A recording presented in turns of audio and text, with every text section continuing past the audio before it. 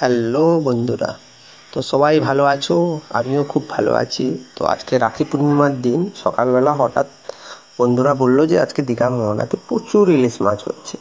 তো মন আর সামলালো না, আমি সোজা গিয়ে ইলিশ মাছ দেখার জন্য মোহনায় পৌঁছালাম। তো মোহনায় দেখি আজকে প্রচুর পরিমাণে গাড়ি, টুরিস্টের গাড়ি, মাছের গাড়ি, সব ধরনের গাড়ি ভর্তি আছে। প্লাস আজকে কোথায় যেন ইলিশ মাছের গন্ধ, সেটা আমি ভাবছি যে কোন জায়গাটা। তো হঠাৎ করে বিচে এসে দেখলাম যে আজকে জোয়ারের টাইমে সব নৌকোগুলো বেরিয়ে যাচ্ছে, মেঘলা আকাশ কিন্তু নৌকোগুলো সব সারি ধরে বেরিয়ে যাচ্ছে জোয়ারের টাইমে, যেহেতু নৌকোগুলো বেরো। তো তোমরা আমার ভিডিওর সঙ্গে থাকো একটু করে। আর যদি ভিডিওটা পছন্দ হয় বা ভিডিওটা কেমন হয়েছে তোমরা লাইক কমেন্ট, আর যদি ভালো লেগে থাকে তাহলে নিশ্চয়ই সাবস্ক্রাইবও করবে।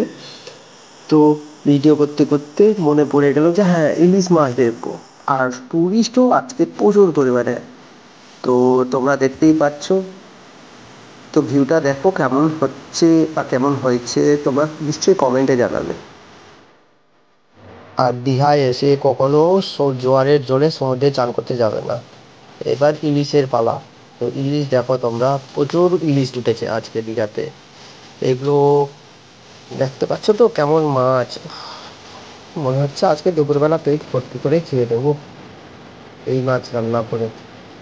তো মোহনার কিছুটা সাইডে, একটা সাইডে সেদিক দিয়ে দেখাচ্ছিলাম ভিউ, এবার এই সাইডে দাঁড়িয়ে তোমাদেরকে এই সাইডে ভিউটা দেখো। তো ভিউটা দেখে তোমরা নিশ্চয়ই বুঝতেই পারছো যে দীঘা মোহনা চম্পা নদীর মিলন, বঙ্গোপসাগরের সঙ্গে চম্পা নদীর মিলন। এই দিকটা দেখতে পাচ্ছ, ওই আরেকটা লঞ্চ বেরিয়ে যাচ্ছে আজকে রাখি পূর্ণিমার দিন। তো সবাই ভালো থাকবে, তোমরাও নিশ্চয়ই ভালো থাকবে।